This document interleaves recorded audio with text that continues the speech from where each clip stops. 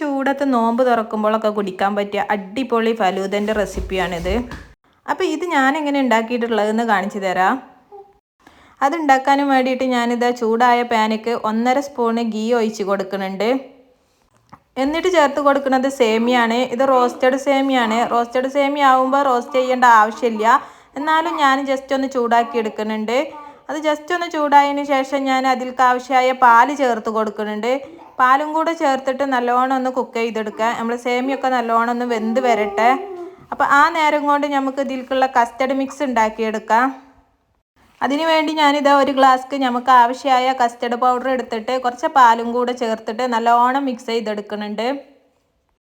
അങ്ങനെ കുറച്ച് നേരത്തിന് ശേഷം നമ്മൾ സേമിയൊക്കെ അത് നല്ലോണം കുക്കായി വന്നിട്ടുണ്ട്. ഇനിയാണ് ഇതിലേക്കുള്ള ബാക്കി ഇൻഗ്രീഡിയൻസ് ചേർത്ത് കൊടുക്കേണ്ടത്. അപ്പോൾ ആദ്യം ഇതാ കുറച്ച് ഫ്രഷ് ക്രീം ചേർത്ത് കൊടുക്കുന്നുണ്ട്. ഇനി നല്ലോണം ഒന്ന് മിക്സ് ചെയ്ത് കൊടുക്കാം. അടുത്തതായി ഞാനിതാ ചേർത്ത് കൊടുക്കുന്നത് മിൽക്ക് മെയ്ഡാണ്. ഷുഗർ ആണെങ്കിൽ അതും ചേർത്ത് കൊടുക്കട്ടെ. മിൽക്ക് മെയ്ഡ് ചേർക്കുമ്പോൾ ഒന്നും കൂടെ ടേസ്റ്റ് കൂടും. അപ്പം ഞാൻ മിൽക്ക് മെയ്ഡും കൂടെ ചേർത്തിട്ട് വീണ്ടും നല്ലോണം മിക്സ് ചെയ്തെടുക്കുന്നുണ്ട്.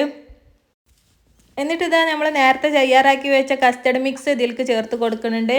ഇത് ചേർത്ത് കൊടുത്താൽ നല്ലോണം ഇളക്കി കൊടുക്കണം കേട്ടോ. അങ്ങനെ കുറച്ച് നേരം കഴിഞ്ഞപ്പോൾ ഇതിന് നമ്മൾ സംഭവം ഇവിടെ സെറ്റായി വന്നിട്ടുണ്ട് കേട്ടോ. ഇത്രയും ആയാൽ മതിയിട്ടത്.